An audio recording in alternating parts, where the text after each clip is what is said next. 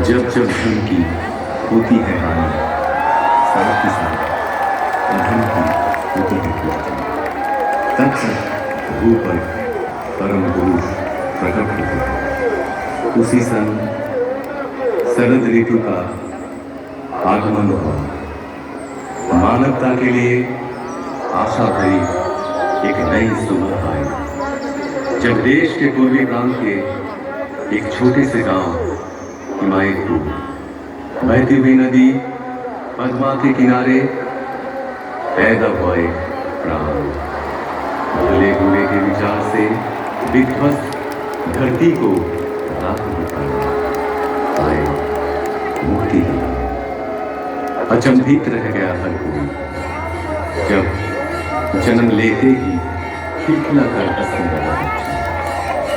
पिता शिव चंद्र चक्रवर्ती, माता मनमोहन देवी। माँ ने आदर से नाम रखा अनुकूल, पूरा नाम अनुकूल चंद्र चक्रवर्ती। एक दिन पूजा के समय आसन में विग्रह की जगह खुद बैठ गए वे। डांट फटकार मिली तो कहे, पुकार तो रहा था वो मुझे।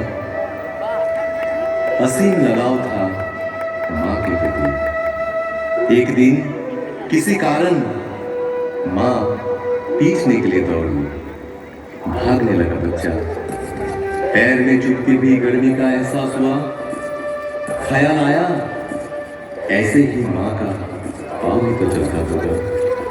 रुक गए, थम गए। पिटाई पड़ी, इससे भी उनका हृदय आनंद से ही भरा था। माँ की उम्र बढ़ी, ज्ञान विज्ञान के अनंत आधार पाठशाला पहुंची, जहां दुनिया में एक के जैसा हूबहू एक और नहीं। वहां सिखाया जा रहा था, एक और एक दो नहीं मान पाएंगे। और क्या, हम साधारण मानव पीछ तो सकते थे उन महाज्ञान को। बारिश का एक दिन, गहरी एक खाई, डूब रहा था एक बूढ़ा प्राणी। बचाव के लिए पुकार रहा था, हाथ बढ़ाए हुए। जीवन बचा तो बूढ़े ने बोला, क्या तुम ही मेरे अल्लाह? जिंदगी भर ऐसे अनगिनत हाथ सहारा तो खोजते रहे उनका ही। उम्र और भी बढ़ती गई। पिता की इच्छा से पहुंचे कोलकाता, डॉक्टरी पढ़ने। शहर में बिगड़ सकता है बच्चा, इस पैसा से घर से पैसा तंगी से ही भेजा गया। बड़ी कठिनाइयों से गुजरे हुए दिन। रहने लगे गरीब मजदूरों के बीच, पर हालात से हार नहीं हुआ। असहाय साधारण जनों के हृदय में बहा दिए करुणा की धारा। समय के पलटने पर लौट आए गाँव, वहां भी चलने लगा वैसा ही प्रेम और करुणा का सिलसिला। फिर एक दिन महसूस किए, हर बीमारी की जड़ है मानव। और क्या, निकल पड़े मन की रक्षा करने। गांव में सबको इकट्ठा किए, चारों ओर गूंज उठा कीर्तन। कीर्तन में गाने वाले जन जैसे आनंद के नशे में जो जनता का एक समूह, उस भक्ति रस से दूर होती रही सारी मलिनता।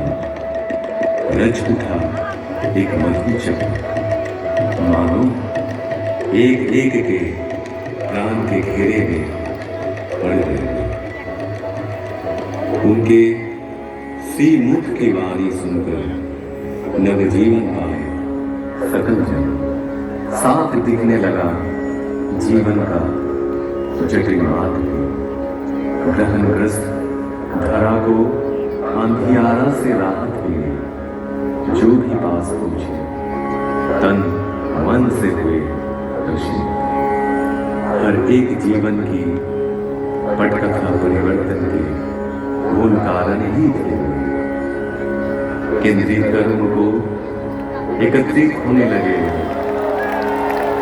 आए अर्थार्थी ज्ञानी जिज्ञासु, संत भी पहुंचे, दुर्जन भी, त्यागी संसारी, धनी निराश्रय निरक्षर सब आते रहे।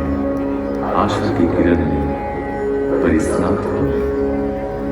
रचा कर्मशाला, रचा ज्ञानशाला, आपूर्ति के लिए आनंद बाजार भी, आश्रय पाने आकर प्रश्रय ही मिला हम सबको बेहतर जिंदगी की ओर। उनको घेर के जो मंडली तैयार हुई, उसे सब पहचानने लगे सत्संग के नाम से। ऐसे ही एक दिन अचानक उस गांव का सब कुछ पीछे छोड़ कर्म भूमि की हर कुछ त्याग चल पड़े पश्चिम की ओर, पहुंचे देवघर। साल भर बाद आई देश विभाजन के हलाहल से ग्रसित राष्ट्रीय स्वतंत्रता। अनगिनत घर बिखरे, अनेक प्राण बिछड़े, निराशा के वक्त कितनों को शरण दिए हुए। शुरू हुई वही कहानी तो महामानव की लीला का अंतिम पर्व देवघर में ही हुआ।